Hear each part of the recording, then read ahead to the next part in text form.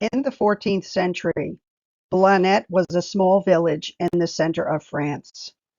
The bishop of this town, Pierre Bertrand, was involved in certain canonical discussions with an official of his curia by the name of Jean Jarossier. These discussions resulted in documentation that passed along many details about this Eucharistic miracle. This miracle occurred on Easter Sunday, March 31st, 1331, at the first Mass of the day. The Mass was said by Father Hugues de la Baume, who also consecrated the Eucharist. One of the last people to receive communion was a woman named Jacquette, the widow of Regnaut de Four.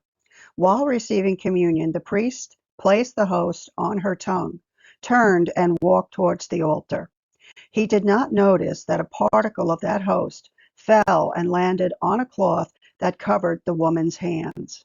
Thomas Caillot, who assisted at Mass, went to the altar and said, "Father, you must return to the rail because the body of our Lord fell from the mouth of this lady onto the cloth." The priest immediately went back to the woman, who was still kneeling at the altar rail. Instead of finding the host on the cloth, he saw a small spot of blood instead. When Mass was over, the priest took the cloth into the sacristy and placed the stained area in a basin filled with clear water.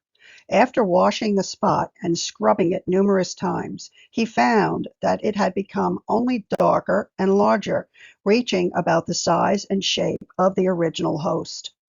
Moreover, the water in the basin turned bloody. The priest took a knife and, after washing the cloth, cut the host-sized area out from the original fabric.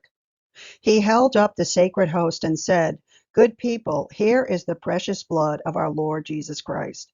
I sought in every way to wash and wring the stain from the cloth, and in no way was I able to do so." This square of cloth was reverently placed in the tabernacle. Every year on the feast of Corpus Christi, the relic is solemnly exposed in the church of Blanot. The hosts that remained in the ciborium after the distribution of Holy Communion on that Easter Sunday were also returned to the tabernacle, never to be distributed. Hundreds of years later, they were found to have been perfectly preserved.